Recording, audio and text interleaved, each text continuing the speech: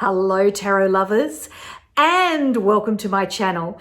If you are looking to connect with your tarot deck, then you have come to the right place. My name is Elizabeth and on this channel we work on building our spiritual confidence so we can listen to our intuition and read our tarot cards with ease. And today I want to do a quick training with you on the monthly pages that we use in the challenge. I have a journal that I have built to use with my free A Card a Day Tarot Challenge. If you would like to be part of the challenge, it is free to join. Just go to connectwithyourdeck.com/challenge and wait for the email to come into your inbox that will explain all of the challenge to you.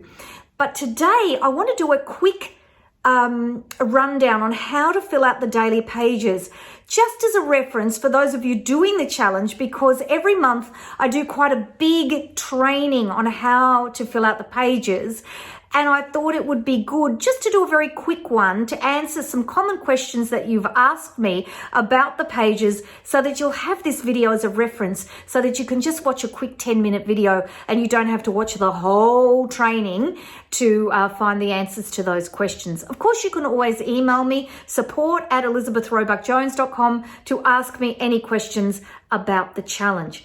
Connectwithyourdeck.com/challenge is where you join, and you will find that there is lots of videos. You'll have some emails come through that will teach you everything that you need to know.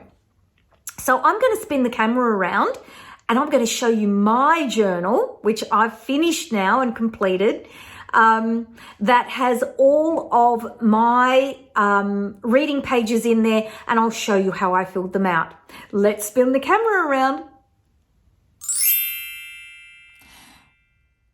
So here are my monthly reading sheets, and this first sheet that you fill out as you go, and you will see what I mean when I do trainings to show you these sheets.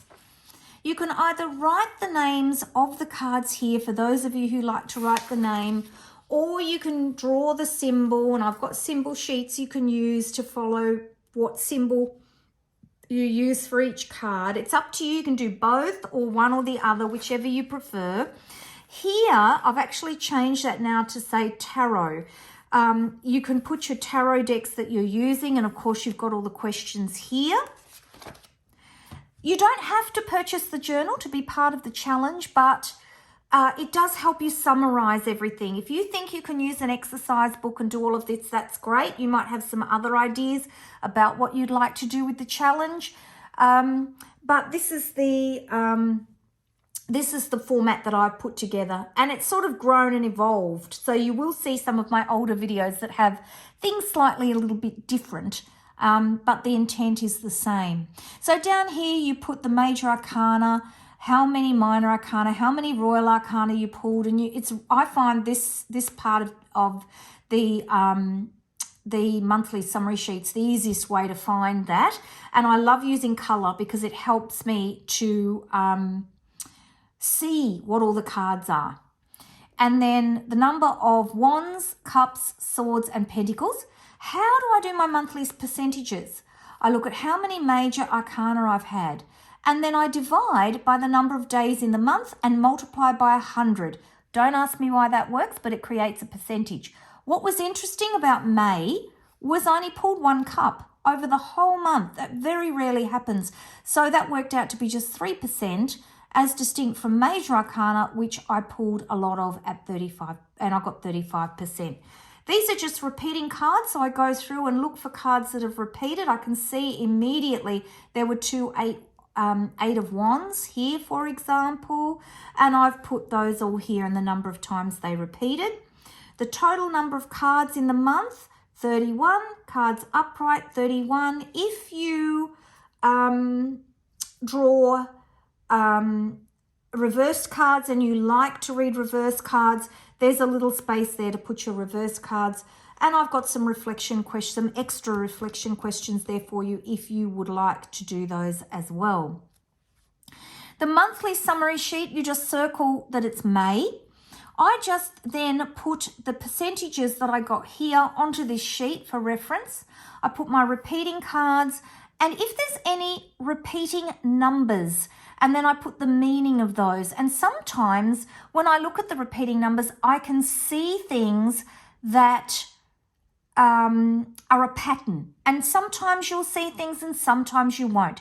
The whole reason for doing this summary is not really for you to get some massive message in all the patterns, although sometimes you will. It's more to just help you learn the tarot and internalize it, because the more you play around with it, the more it sticks. If you just try and memorize it, it's impossible. Believe me, I've tried. Meaningful symbols. This time I've done colors. In past months, I've done the actual symbols off the cards. It just depends what works for you and what you'd like to do.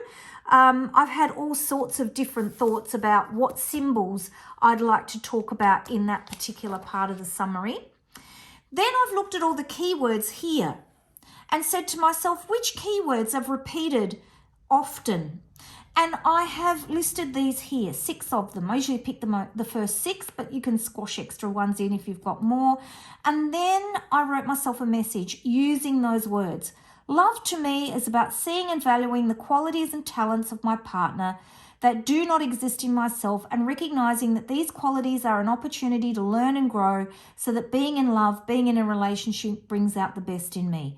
Now, what I find happen is when I pick out these words, I just start writing, because I'm saying to myself, I'm putting together some writing that uses all those keywords. And you don't have to get all the key. You remember when you're at school and they'd say, put all those keywords in the one sentence. You'd be like, oh, I can't. You don't have to do that.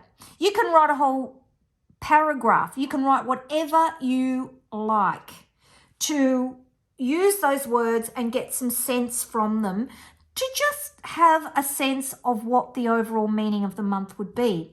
I then give myself I write myself an overall message. That could be anything. That could be a list of goals. It could be something you want to change about yourself. It could be anything. I've just written, being in a relationship should be an experience that enables both me and my partner to be the very best we can be. I tend to write, and I hate to say it, really bland stuff, because it's really hard to put yourself out there on social media, So I tend to do, I don't tend to say things that are terribly personal. So if you look at it and think this is all very bland, that's why, because I'm keeping myself safe. And I would encourage you to do the same thing when you're posting online, because as we know, social media can be really awful. And then just an action, so something to do for the next month, or something to think about, so that you've got something that you're getting out of having done all the cards, apart from helping you to internalize and learn them. So that is our monthly summary. And again, as I said, this is a big, rush through of it.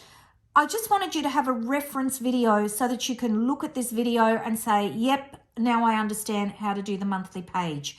But of course, every month I have a longer video for you to watch, which goes into the training in much more detail. I do hope you've enjoyed this video. Give me a thumbs up if you liked it. Leave me a comment. I keep forgetting to say, leave me a comment. I love to hear from you all. Like, subscribe, and come and join my challenge. It's free. Connectwithyourdeck.com/challenge. Take care, everybody. Bye-bye.